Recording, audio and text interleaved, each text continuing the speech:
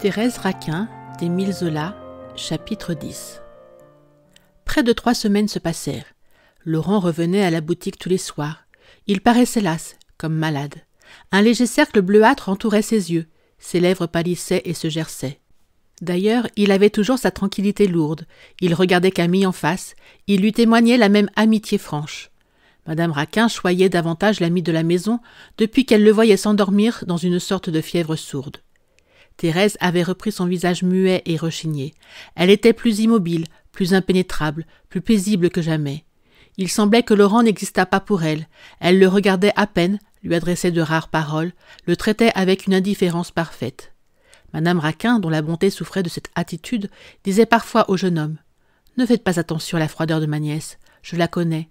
Son visage paraît froid, mais son cœur est chaud de toutes les tendresses et de tous les dévouements. » Les deux amants n'avaient plus de rendez-vous.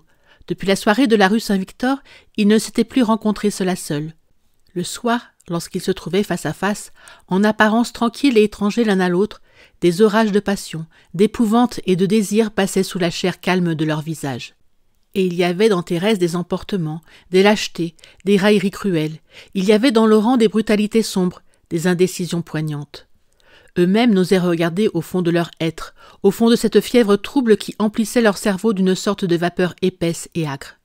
Quand ils pouvaient, derrière une porte, sans parler, ils se serraient les mains à se les briser, dans une étreinte rude et courte. Ils auraient voulu mutuellement emporter des lambeaux de leur chair collés à leurs doigts. Ils n'avaient plus que ce serrement de main pour apaiser leurs désirs. Ils y mettaient tout leur corps. Ils ne se demandaient rien autre chose. Ils attendaient.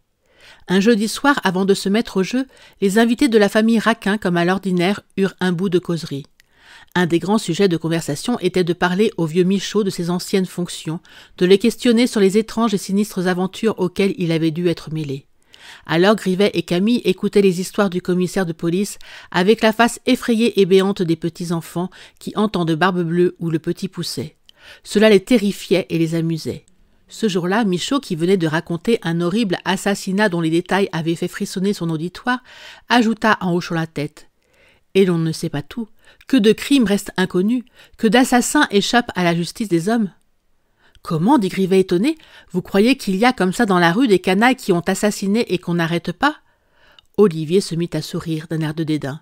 « Mon cher monsieur, » répondit-il de sa voix cassante, « si on ne les arrête pas, c'est qu'on ignore qu'ils ont assassiné. » Ce raisonnement ne parut pas convaincre Grivet. Camille vint à son secours. « Moi, je suis de l'avis de monsieur Grivet, » dit-il avec une importance bête. « J'ai besoin de croire que la police est bien faite et que je ne coudoirai jamais un meurtrier sur un trottoir. » Olivier vit une attaque personnelle dans ses paroles.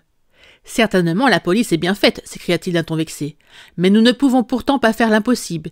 Il y a des scélérats qui ont appris le crime à l'école du diable. Ils échapperaient à Dieu lui-même. N'est-ce pas, mon père ?»« Oui, oui, » appuya le vieux Michaud.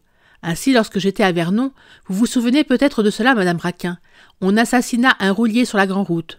Le cadavre fut trouvé coupé en morceaux au fond d'un fossé.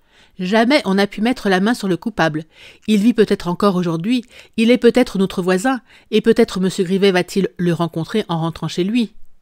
Grivet devint pâle comme un linge. Il n'osait tourner la tête. Il croyait que l'assassin du roulier était derrière lui. D'ailleurs, il était enchanté d'avoir peur. « Ah, bien non » balbutia-t-il, sans trop savoir ce qu'il disait. « Ah, bien non, je ne veux pas croire cela. Moi aussi je sais une histoire. Il y avait une fois une servante qui fut mise en prison pour avoir volé à ses maîtres un couvert d'argent. 2 mois après, comme on abattait un arbre, on trouva le couvert dans un nid de pie. C'était une pie qui était la voleuse. On relâcha la servante. Vous voyez bien que les coupables sont toujours punis. » Grivet était triomphant. Olivier ricanait. « Alors, dit-il, on a mis la pie en prison. » « Ce n'est pas cela que M. Grivet a voulu dire, reprit Camille, fâché de voir tourner son chef en ridicule. « Mère, donne-nous le jeu de domino. » Pendant que Madame Raquin allait chercher la boîte, le jeune homme continua en s'adressant à Michaud. « Alors la police est impuissante, vous l'avouez.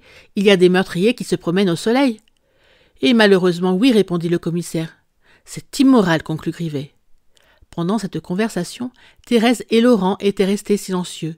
Ils n'avaient pas même souri de la sottise de Grivet. Accoudés tous deux sur la table, légèrement pâles, les yeux vagues, ils écoutaient. Un moment, leurs regards s'étaient rencontrés, noirs et ardents, et de petites gouttes de sueur perlaient à la racine des cheveux de Thérèse, et des souffles froids donnaient des frissons imperceptibles à la peau de Laurent.